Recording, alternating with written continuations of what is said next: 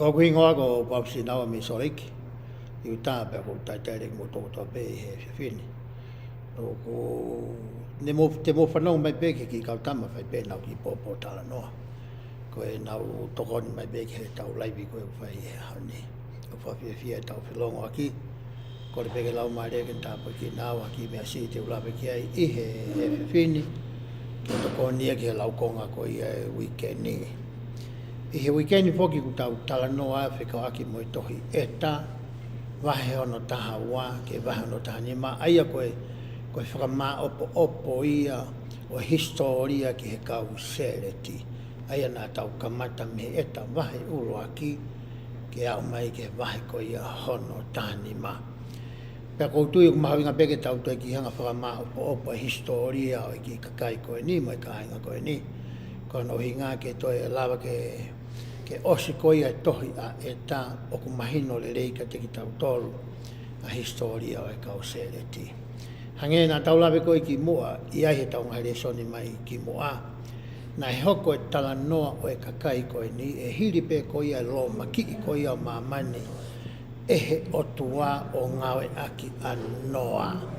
Pea osi pe koi ai lo maki koia, e hangarewa he kakai koia na naunofo I he taua koia o peperi. O langa ai foi taua koe ni koe whakakau kau, ka toi hokoha mea pehe, he kai ke lawa ke nau au hia I he lo maki koia. Pe hangarewa e he o tua whakamowetwetei e nau rea. Pe a kore ai whamiri koe ni o sereti. Ai koe ngotama nei whaikia e tala noa, ko sereti mohono toko wā. Hanga e sereti o talaange ki ono toko wā, ke kore ki he ke oua mua nā whakamowetewetei a e nau rea. I kai ke ngatai, toi kore ke ua nā whakamowetewetei a e rea ho nā kāinga, mo nā ngai kau ngā mea. E hangarewa he o tuai o mai ki nau toru mei pēperi. Ka pau ke whea iro pe kutu I whea pēperi I he ahoni, ko whakamatala e kau tangata ata mai ia I he wholawhola. O ko tuu ia he wheitu koko ai reki I he ahoni. Nai tuu ai tala noa koe ni.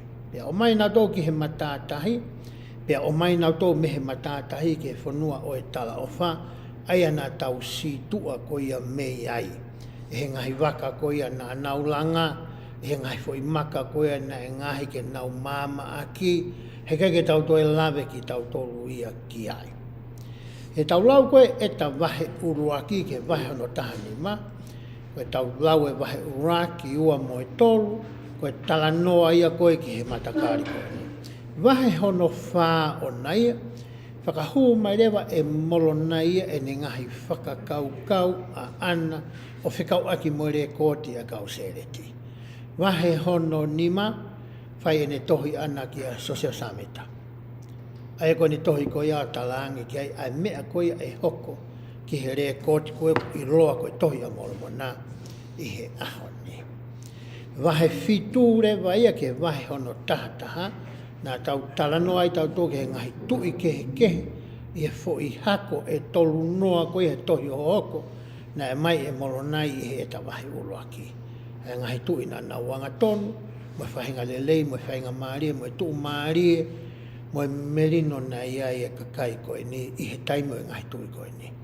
Mo e ngahi tui koe ia nā nau whaianga hala, mo e ngahi mamahi mo nofopo ate nai whaua mai e kakai I he taimi koe ni. Pe tau au mareni ke wahe taha ua, ke wahe ono taha ni ma. I he resoni pe koe laukonga koe weekend, ni mei nofo e whakamatala ai e wahe hono taha ua pe e taha. He koe wahe taha tolu, taha whā, ki he taha nima. O ko hangarewa e molona ia o mai ia ki historia whakawawe wawe. A hono te waki ko ia ke whakaauha. Ai civilise koe ni, pe koe matakari koe ni, pe koe kakai koe ni I loa koe kau sereti. He tausia koe ia ki a molonai. O kutua molonai ia he tuunga maari o e tala noa koe ni. He nai tauhi foki he ene tamai ko molomona ai ure koti koia o kuri liu mei ai ai tohi a molomona. Pa ne whaurewa I he tohi a molomona, koe ka tohi molomona u tau lau ai. Ia ki tohi ko i lo asiai ko tohi a molomona, ko tamai a molonai. Nā ni hanga rewa tohi me wahe uraki ke wahe hono fitu, pa teu koe ke mate tangata i koe ni, angerewa ia ki hono foha ki a molonai.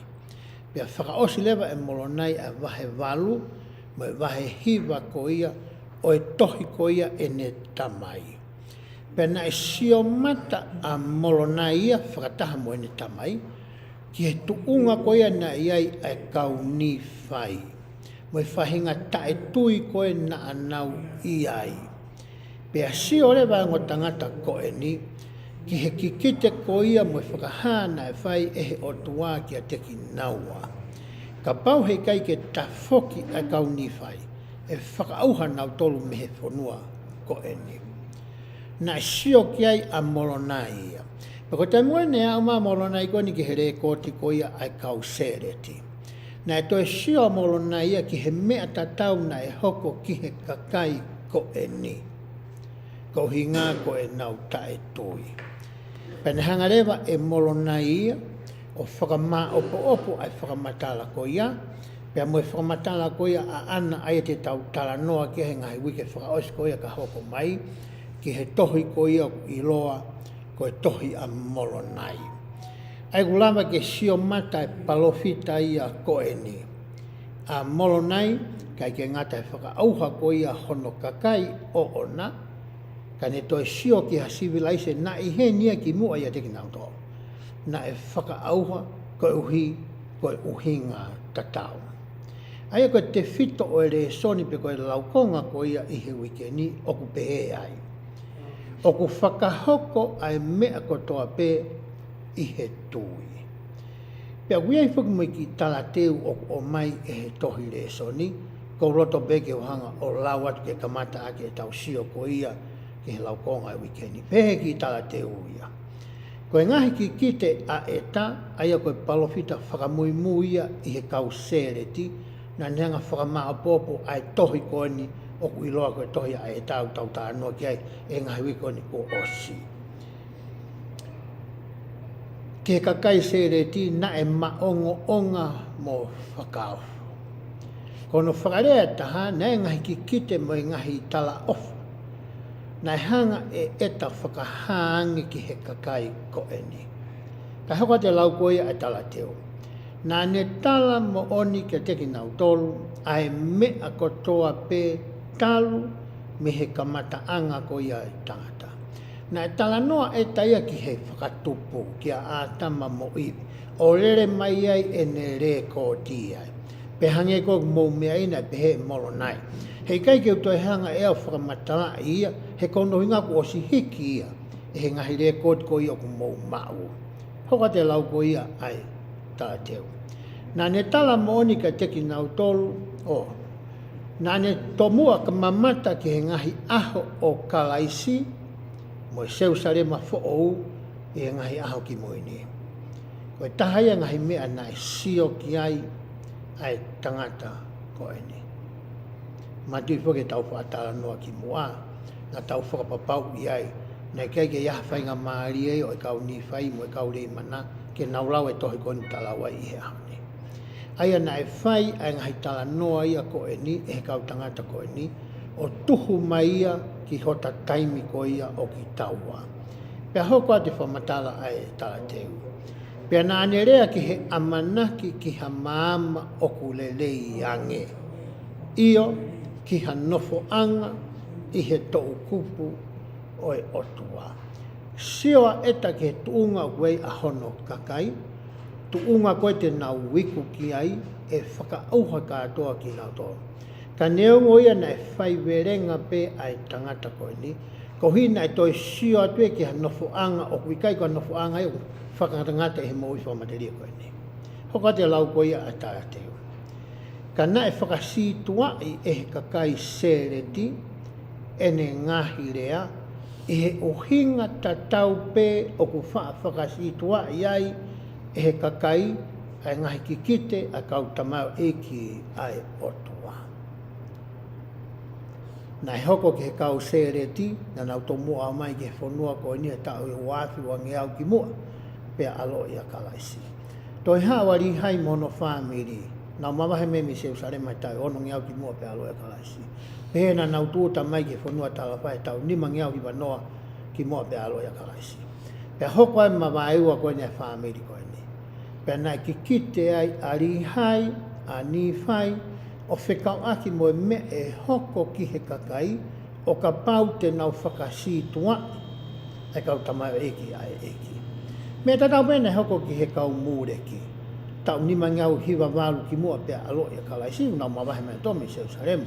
O nau tuuta mai ki whanua koe ni, o nau nofo i he kolo ko ia ko seila he maha. Koe mea tatau pene e tala koe kia ki nau tolu. Koe mea tatau pea o nau hanga whakatokanga mai koe kia koe pia mau i he ahoni. Pea hoka te lau koe tala teo. Koe uhi ngai ni koe na nau whakasitua e kau tamai eki. Koe uhi o ku ikai ke nau mamata ki ai. Koe uhi ngai na nau situa ai. Whie maa e nau tolu e ke iha whakamooni mata. Ke iha ngā ua kune hanga whakapapau. Ke tarangi ke teki nau tolu koe mea koe ni o ku mooni. Kono hui ngai na tala noa ia moro nai e vahe hono taha wa. Ke whamahino i kia koe pe moau ai whai kehe o e tui amanaki lerei pe mo ilo pau.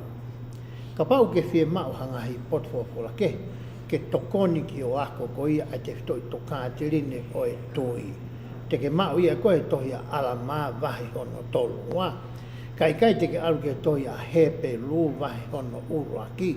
Ai ko mai e paulai e toi hepe lu hangahi whakamoone ai o whekau aki moha mea na e hoko ki hani i he wholofola na e makatu unga ngahi mea na e hoko kia ki nau tolu i he e nau tui ko ia ki he eiki ko si suklaisi. Pe hoko te lau koe a tala teu. O ku whie mau ai tui ke whalala ki he ngahi tala ofa pe ngahi whakatokanga whekau aki mo ngahi mea ku ikai ke tau lava o mamata ki ai. Toki hanga molo na e mahe taha wā o ne hanga whakauhinga. Ai whairea ko ia koe tui. Kau o mai e he tala te uia ai whakakaukau ko ia. Ta koe tui ia ko e tau whalala. Ko e tau amanaki le lei. Ki ha mea o ku tau hanga i loi o ku mooni. Kau kai ke tau lava e tau toria o sio ki ai, pe ala ki ai, pe whakapapau. I he whakamooni ko ia o hange ulau ki ai, ai toia moro mona. Hoko atu e lau ko ia ai tala teo. Hange ko hono whie mau ai tui ke kikitei e eta ai ngahi mea maonga onga mo ka whakaofo ki ha kakai ta e toi. Na e whie mau ai tui kai lava a molonai o whalala o to'o e he eiki hono vai vai i he tohi pe aririwia koe mārohinga. Mana tu he tau le soni kua osi, ne eki kore whamore more nei whai mai molonai ai. Nā ne tala mai ki a koe pia moau. Mō kātaki ko hinga koe vai vai koe e ku poto whakatohi. Ka ua nā hoko e ku vai ko ia he poto whakatohi, pe ko tōnou nou ko ia i he kalama o kou ngā eki, pe ko e whakatūtū o e se tesi o kou ngā eki. Ke ta ofi ai ki tau tolu, me he tau whie ilo ko ia ke ngahi wholofola ai otua. Hoka te lau ai tala teo. Ko e whahinga tui eni o kune ai ke tau whai māloha, pe a tuu ma, pe a whonu ma wai pe i he ngahi ngāwe lei, o langaki e tau whakalangi langi i ai otua. Pea koe whahinga tui eni o ku whakahoko ai mea kotoa pēa. He koe tau mua whakao niuia ai tala noa tau whai i he whiapini. O ku whakahoko ai mea kotoa pē i he tui. Pa te tau lau peha whanki vesi me he wahe hono taha wā. Pea kou tui ko ne osi pe ngahi vesi ko ia o ku tau whiunga ki he ahoana. Te watu rewa e au ia te whitoi whakaukau hono uraki. o whakatu mai e he laukonga i wikeni pehe ai. O ku tataki e he tui kia kalaisi, he tataki he tui kia kalaisi ki tautolu ki hangahi mana. Ka bau tau whie mau ke tau sio ki hangahi mana, mo hangahi ngāi whakao, mo hangahi whakamoui mahaki. Mo hangahi mea pehe i he tau moui whakafo i tui mo i tau no whakawhamiri. Kua pau ke tau tomua whakamālohi sinoi, ai tui. Koe mea whie mau koe ke tau whai. Koe toka te rine ko uilo koe toka te rine a kalaisi, ai ko ura te to i mo o nia sea so sisu klaisi ka mane haki moini, koe tui ki he otua, whatomala me tau ngahi whai ang hala, tau papitaiso i he vai lahi, pia tau maua mea whaki o i lau maari maa oni. He kai ke lama tahaya ke whakatomala, ta e tene tomua mau ai tui koia ki he eiki ko sisu klaisi. Ai koe te whito i whakaukau ia hono uruaki, pia whakatu mai lewa e he laukonga i wikeni, hangahi wesi ke tau sio ki ai. E ta mahe taha wā wesi ni māmoe o nou pehe ai. Pia na e hoko pehe na e kikite aki e eta, e ngahi mea maongo onga mo whakaofo ki he kakai, aia na i kai te nau tui ki ai, koe uhi na i kai te nau mamata ki ai. Tako mena kai ke tui e kakai ke he ngahi kikite, mo ngahi tala ofa, mo ngahi palomesi, na e whakahoko koia eta kia ki nau tolu. He na kai ke nau sio nau tolu e ke ngahi mea koe ni. Pea hanga lewa e he nau tae sio ki ai, o ta ofi ki nau tolu, me hele lei koia na e totonu ke nau wau sia, o ka pauna nau tui ke ngai whamatala ai palofita ko eni. Vese ono no pehe ai. Pea ko eni ko au moronai. Vese uruaki ki he ni mā wahe taha wā, whamatala e nei whai e ta. Hu mai rewa a moronai he vese hono o rere ai o au ke osikoi ai wahe taha wā. Hangarewa e moronaia o mono mai e ngahi mea, o whekau aki mo te whito i toka te rine koe kui koe tui. Mana tui whau koe tohi koe ni a eta o tau tala noa ki ai. Na e mauia mi he lau i peleti koula i ua whaa koia, na e ilo i he ki i ka ainga o rimi hai. Na e whekau e rimi hai tamina nau nopo pūra i ke kaurei mana. Ke alwe ni ihi koe ni o kore tokoni mai mi ho nau ka ainga koe i seila he mala. Alu atu e kautamai e koe ni he nau tauria mi seila he mala. Alu nau tauria i lo e fu civilaisi koe ni koe te hata he mo ui ai. Koe ngahi hui pe tapuange mo e tau whetala noa aki. Kana nau i lo ia u rau i peleti koe ia i wafaa. Pea nau foki mai mo ia o alu mo ia ki seila he mala. Pea hangarewa e mo saia hono wa. Aia koe whoka ia o pensiman. Hangarewa e ia o ririu ai urau i pereti koe ni. Pe hangarewa e moromona, tamai a moronai, whakamao pōpo re ko te akau ni whai, tā naki kai mo urau i pereti koe ni wawha, ai kau sereti. Pe haurewa hono whoha, ke ne whai whakaose ngāwe koe ni. Aia koe whakamatala koe whai e moronai i he vesi hono ni mā, hono rere ai ke osi a wahe koe ni, koe ngahi whakakaukau ia ko mai moronai mo ngahi ako naki nāne whai, o whatatau ki he wei a lau maari e, ki a koe pia moau o whikaaki me te whitoi mooni koe ia oe tui. Peherewa e moronai he vesi ono. Pia koe ni koe au moronai, o kou fie rea sii ke he ngahi meani. O kou fie whakahā ki he mamani koe tui, koe ngahi mea ia ku amanaki le rei ki ai, kai mamata ki ai. Ngare mōna ia whakauhinga i mai ai fo i rea, ai tui. Ta koe tui ko ha mea ku tau amanaki le rei ki ai. Kau kai ke tau lava o mamata ki ai, hange koe ni. Tau tui ko toa koe otua o ku mo oi. Wai hono alo ko sisu kalaisi o ku mo oi. E historia he fuofuolana ne hifo kakano. Pea ne pekia pa ne toi haere ko sino toi tu.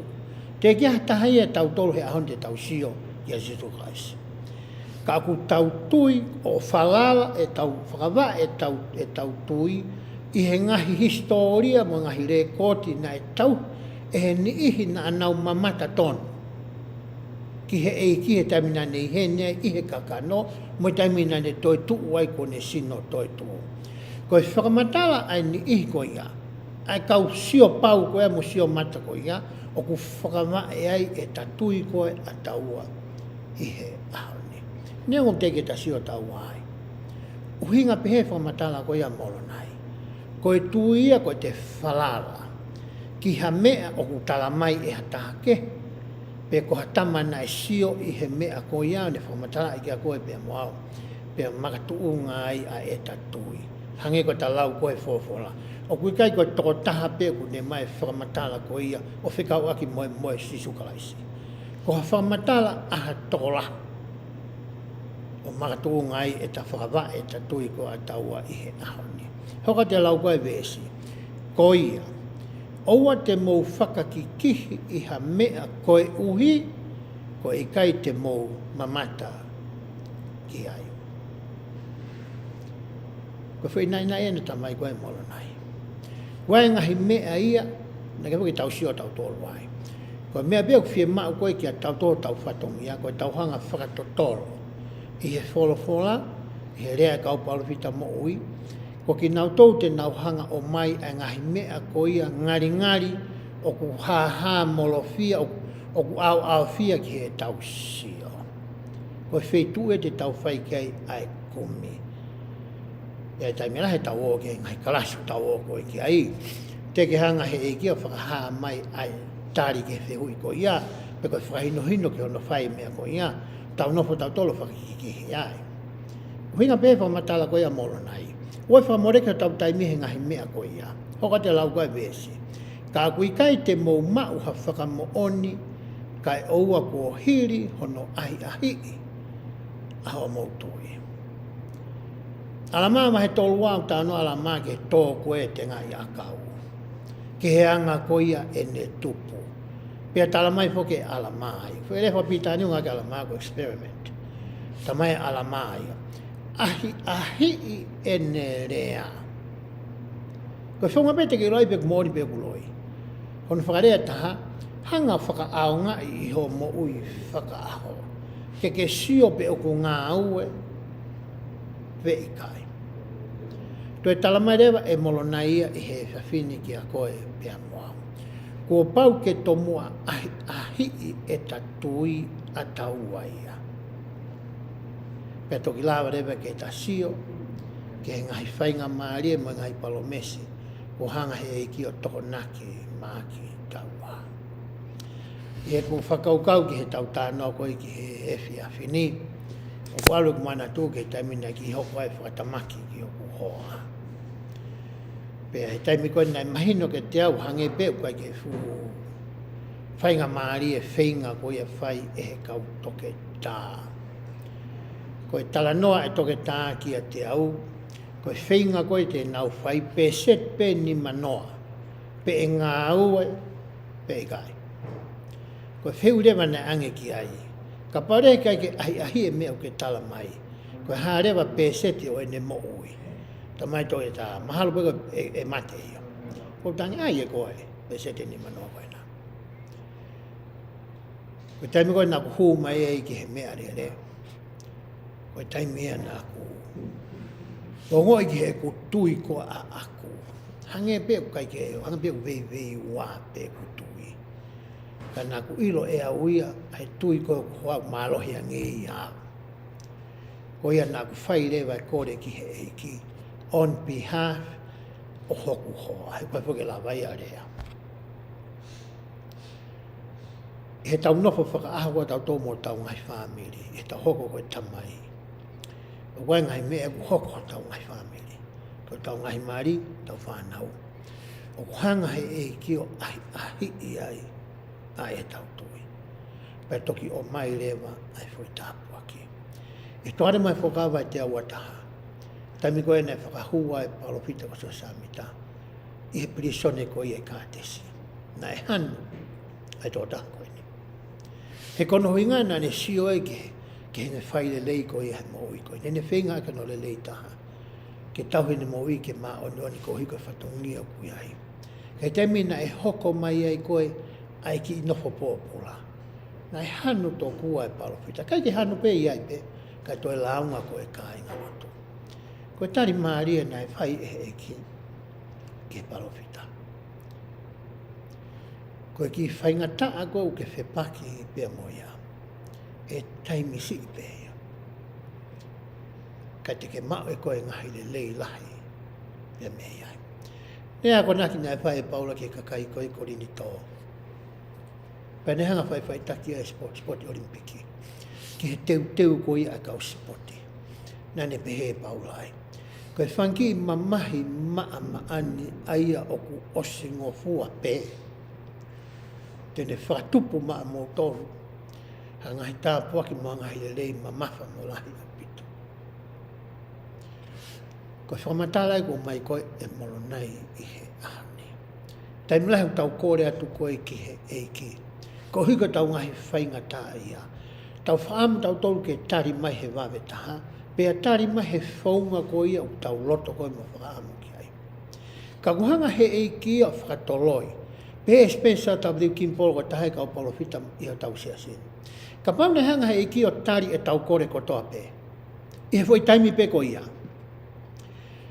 Tā te tau whai pe e tau tolu ai mea ko tau kore ki he iki, ko ikai ko e tau tui mo whalala ki ai, mo e tau ofa ki a te ia, ka uhi pe ko ne hanga o tari mai e tau loto. Ka pau tene tau tea i ki tau tolu, i he taimi pe ko hokua e tau whai e ngai unga tai pe unga, he kai taha tai whai ko. Ka kuhanga e ki o mai ki waha a taimi. Ke ai ahi i ai a ho tui, mo tui ko i haako. Ia e taimi ni hia, o sanga e ki o mai tari ki o papare mai ngai fofola, mo e fomatala koe kau taki. Ko mea le tau tawhau tau tau ko miki ai. Ka hangi koe tala no koe nai whai o ta Holland. Ko wā mai koe ki hala ku manga ua. He kai te ke tuwai pio tai tari ka tātat pe te ke aru mata upe koe he maa. Ko pau ke ahi ahi o ngā aki ho tui mo whalala ko ia ki he otua. Koe whahino hino e o mai koe e molo nai ki a teki tau tolu ko ia i he ahane. Koe taimi ko ia u tau whalala ai ki he otua. Pea tau kātaki e ngai whaingata u tau whipaki pea mo ia. O toki o mai rewa e he eiki ai tari a tau ngahi lotu, o whakatatau ki hene taimi te pire, mo ene le rei whakaluku fua koe ki a koe pea mo au, mo i ngai whamiri takitaha, o ku tau i hau pea mei ai. Pehe rewa e molo nai ki a koe pea mo au he ahone. I lo i ko whie mau ke ahi ahi a ho moutuia a ki moutoro. Pe toki lava ke sio, ke ngahi lelei, mo ngahi tāpua ki koia ko tokonaki ehe o toa maau. I he tohi whaka whofu tau talanua i lo e lea koia a eiki o pehe, ka pau e hange ho moutui ko e tenga i mūsita, pe talanua rewa eiki e ki ai. Pea kua rewa pea moerea na e whai e Russell M. Nelson ai koe palofita ia koe mo ui i he ahoni. Ka pau te ke sio ki ho tohi re soni, o ke ngā ke telefoni pe koe te re soni, o kuna uatu ai a e rea ko ia a e palofita. Hei kai ke uto e lau atu e au hene. Neongo ko mau pe hene, kai ke roto ke tau to e sio ki ai. Ko utui te ke lawaia e koe o whai i ho ako whakafoi tui tui. I he tohi hepe luwa he taha taha veso no raki pe ai. Ko eni koe tui, koe tuunga ia o e ngahi mea o ku amanaki le lei ki ai, koe whakamooni o e ngahi mea, tai hamai. Ai au whi whakamooni aki a tala noa a molo nai, pia mo e tala noa ko ia a paula i he tohi a hepe lu, i hono whakauhingai a e fo i rea ko ia koe tui. E te toi whakaukau hono wā o ku pehe ai. O ku omi e sisu klaisi ka teki tau tolu ai amanaki o ku le rei taha. O ku ai ku ka manaki pe ni wai amanaki o ku lelei whakaaho o tau tonga e tau tole me o ku lelei. Ka kai ke mori ho tau taimi ho no tokanga e mea o ku lelei yange tau te fito ke ngahi mea o ku lelei taha pe whakamoreki ki ai ai kongalahi ko ia ho tau taimi. Ko te fito i whakaukau ku o mai. Ka pau ke whie mau e amanaki koe o ku lelei taha. Ko e feitu ko ia e mauai, e mauia pe mea Sisu Christ. Pe o maria mo ngahi wes ko ni ke tau sio ki ai. Pe nai hoko pe he, nai hoko ai ngahi aho o eta, i he ngahi aho o Koriani Tomuri, pe nai tui a Koriani Tomuri, yono kotoa o e whonua. Ko tala noa ko ni kia eta, ko tui ko he taimi ko ia ko siana ko ni ko Koriani Tomuri. A Koriani Tomuri ko ia na tau tānoa he ngahi wike ki situ atu, na e mo ui i seila he mala whiunga mo mahi na hiwa pia mate. Ne hau koe ni mo maka koe ni na ea ngahi tohi ene ke lawa taia i loi. Pe hangarewa e mo saia uluaki, o liliwa ngahi tohi ko ia. He koe Koriani Tomuri ene na e kikite koa eta ki ai o ne talanga. E whaka auha katoa ai kau sere ti tuku kehe pe koe. Ko hike ke mamata kiha kakai te nau mau ai whonua o e tala ofa. Ko e tamai whai kei ai tala noa koe ni o e vesi koe ni. Vesi ono wau pehe ai. Pea ko eta koe palofita ia ai eiki, ko ia nai hau a eta i he ngahi aha o Koriani Tomuri, o ne kamata ke kikite kihe kakai, ka na ikai whaata ofi ia ko uhiko i lau maarie o eiki aia na ia te ia. Tau wako he tau tanoa te hamoro manai kau palofita ki mua. Na nau sio ke whaianga hala i kakai, na nau loto ke nau kikiti mo malanga te ki nau toro. Ka na e ta ofu pe hai ho nau moto. Pe ta ofu ho nau ele lo ehe otua. Ko e ta ia koe ni, koe ke te lawa taha ia ta ofu. Ko tūtū ni ki ai. Ehe otua, ke hao whai halea, mo whatokanga ki he kahenga. Vese ono tolu pe ai. He nāne kalanga me he pongi pongi, o au ke tōhifo ai laa. O nai ki he kakai ke nau tui ki he otua, pia whatomala te ria nā whakauha a ki nau tō. He na asisio e taia ki he kuanga o e kakai koe ni. Ka nenehanga whuko i loi, ka pau te nau whakatomala, e hoi fua pia mesi mai otua ki a te ki nau tō. Ko hingai na ne kalalai me pongpongi ki he fiafi. He nani ilo e me hoke kakai koe ni. Ko hono loto mo ne whakaamu ke ua nā hoko ai whakaauha ke te ki nau tō.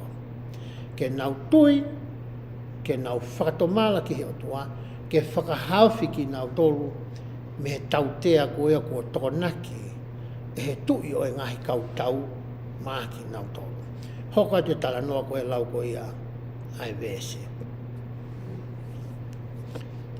Ko ia i longa ia ku tui ki he otua, ko pau ke ne wha amanaki whakapapau ki ha mama o ku lelei ana. Pēwho ke iko Sisu Christ, ko au e mama mo e mooni mo e mooi. He kai ki arohaka taha ki he tamai, tai fōu hake ia te au. Ka pau ke whi mau ai mama ngia. Ko e toko taha ku mau mei ai mama ia ko ia, aia tene hanga hulu ho tau hala, i he ngai tawa ake e keho e mooi. I he whakatua sino, whakaata mai, whakaeroto, mo e whakalau maari. Ko kalaisia tene lava. Ko e poto ia tangata tene lava, ia hulu e ngai e ria ini. Ka koe mama ko ia o kalaisi, ai tala noa ki ai, ko e wheitu ia o tau whaamo tau wheinga ko e ki ai. Hoka te lau ko e vesi. Io, ki ha nofo anga i he tō kupu tō matau, o e otua. Na ilo i lelei e eta i ku anga a hono kakai ma me e hoko ko i ki ai. Ka na ilo foki e tō taha koe ni. Neonga ngahi me e hoko ki hene mo ui whakamateria. Ka e lava ai ke ne mau e whainga maari. O ka whai verenga pia nofo mau i he otua. Ke ne tau ko ia o e otua. Hoka te pamatala ko ia vesi. Pea koe amanaki le rei ia o ku tupu mei he tui. O hoko ko ha taula ki he lau maarie o e tangata. Hanga eta o mai ai taula o e waka, ke whakatatau aki ai tui ko tau mau ki he eiko si sukalaisi. O kuefo ke whatongia o e taula ia ki he waka. Ko nohi ngau ai he kau papalangi ma kau tama whau waka ai taula. Perewa eta ia. Ka pau te tauhanga whakatupulaki e tau tui ki a kalaisi. E hoko ia ko e taula. He ria taula ko ia o fihia he maka ko ia ko sisu kalaisi. Nai pēwhoki e kihe ne rea tohi ko ia a hila mani. Ke langa ho tau ngahi maka tuunga i he maka ko ia o kalaisi. O ku hoko e tui ia ke ne hanga hai koe pia moau ki a kalaisi. Ko hinga ke te mko wangi me ngahi matangi, me ngahi peau. O kikai ke lava ke homo e taula ko ia, ke auhia e ngahi mea ko ia e mo oi koe ni. O ka pau te taria e taula o e tatoi, i he maka ko ia, o kalaisi ko ia nei tala noa ki a ia hila mani. Hoko te lau ko ia, ai vesi. Aia e ngauhi ai a ki nau tolu ke nau whai mā lohi pea tuuma, pea whonu mau pe i he ngahi ngāwe lelei, o langaki e nau whakalangi langi i ai otua. I he tau tui koe ki he eiko si sukalaisi, une whakatupu ngai ki tau tolu wharola māro i tau tolu ki tau whakatumala, pea tau ririu pea whaiha ngahi ngāwe lelei. Koe ngahi ngāwe le rei ko ia o totonu ki tau mua pēta. Koe tau whakalangi langi i pēa e otua. Hange ko whainu hino nai whai e palofita ko ia mo tui ko pensimani. E kai ke ha taimia te tau hanga ai o pore. Ko hiko ha mea ku tau lava. Ko ha ngāwe ku tau lava whai. Pēta tau pore ko hiko lahe koroa ku tau mao. E whamatala nei whai ko ia e pensimani e tohi mosa ia wahe hono tolu ka pau tonu ku manatu ke wahe hono nima. O te whatokanga mai pe a molonai hene. Ke ua neha taimi o ku tau pore ai i kai ke tau hanga whakalangi langi i ai otua. Tā nei ke pehe pensimani ia. He koe kau kore ko toa ki tau tolu ki he otua. He ku kore tū mārie, lotu me tū tāmaki, lotu me kakai ko toa pē ki he otua. He koe manawa mo ui ko ia, tau aha ke pongpongi o ku tau mau, kono tāpoi ki na ia ki tau tolu e otua. Pa pērewa e pensimania. Koe hai a ki tau tolu, ki tau pore. Koe whakatokanga ia koe, toi o mai whakaosi koe ni, e molonai koe ki te ki tau tolu, i he ahoni. Veso no fitu pehe ai. He koe mea i he tui na e whakahai e kalaisia ki he nau, ki he tau ngahi tamai. Toi he pelu wahe tātaha, o mai ngai whamatara ki hani i, na e hoko hangahi lelei ka teki nau tolu, pe haa mai o toa teki nau tolu, koe hui koe tui. Toi whakamanatu mai molonai ka teki tau tolu, i he ongo vesi koe ni, ai mea koe e la mai hoko ki a koe pe moau, koe hui koe eta toi. Koutui koe ngahi vesi ke he, teke toki lau ia koe i he oako whakafoi tui. Koe whakaamu o e ahoni ia ki a koe pea moau. Ke tahanga i loi, koe mea kotoa pe, i ho ta waa ko ia pea moe o tua, e lawa ke whakahoko ia ki a koe pea moau, i he tangawe aki ai toi. Pe hanga rewa he wholofola oi wikeni, o whakauhinga i ki a koe pea moau, ai fo i rea ko ia koe toi. Pea toi o mai mo ngahi whakatātā o hani i, na e hoko e ngahi lelei ki he nau moui, mo ngahi tāpuaki na nau kore ki he o tua, pe ko ngai whainga tā ia na hange o tua toko ni mo veteki ki a teki nau tolu. Ko uhi ko e nau tui, mo e nau osi ki a verenga ko ia, he tauhi e ne ngahi whekau. Whewherewa e honi i he konga o ta moui ai. E ta mamata ko ia ki o ta ātakai i he honi. Ulahi e ngahi mea whehanga ngai mo ki tau tolu, pia mo e tau whanau. Koe whaunga koe te tau lava ke I kuna e ke ngahi mea koe ia. Koe tau hanga ako whaka ai hao mui mui a te au. I kai koe toki ako pepa tau au ki whaloto. Koe tau lau I he aho ko toa pe. Ko ohi ke lava ke ri ho tau taula. E taula ho tau waka. Ke ri ki he maka ko ia o siso kalaisi. Pea koe palomesi lewa ko o mai ko ia e molonai I ne whaka maa opo opo. Ai tohi koe a kau sere tina e hiki e ta. He ri koe ta taula whakalau maari e ki a siso kalaisi. Ngari e whainga maari a api. Ngari e mea rino api. Ka ea ngai whainga taa whakatua sino e hoi fua mai o toa ki a koe pea moa. E ka inga o e pesi honoaki na lalafu. Te whamoni ka teki motoro. I he whawhini. O whekaki mo e mooni te toi toha te rini koe ni. Ke loi e koe paula iau ta whamoni tawa ki ai. O whapeke ta whae ngahi ngāwe koe o kuneanga whakatupulaki a e tatui. O e kai ke tatu sia e tatui I ha mea. O ku ta whae. Ke lama he mea koe ia ke nilanga awa he waha I ho ta wā whakapoi tui tui. Mo whawhamiri koe ia pēr moe o tua. Koe whaamuia o e ahoni.